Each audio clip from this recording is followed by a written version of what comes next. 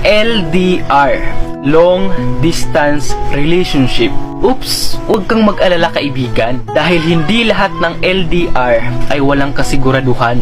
Dahil karamihan sa tamang tao nakikita kung gaano kalayo ang pagitan, diyan mo masusukat kung gaano ka talaga niya kamahal. Diyan mo masusukat kung gaano siya katatag, katapat at willing maghintay.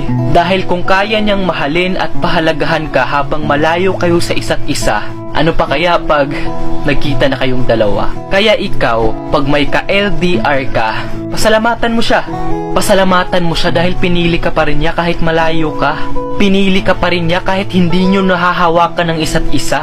Tandaan mo, hindi madali ang LDR. Kaya kailangan nyo ang tiwala, hindi ang mga walang kwentang hinala.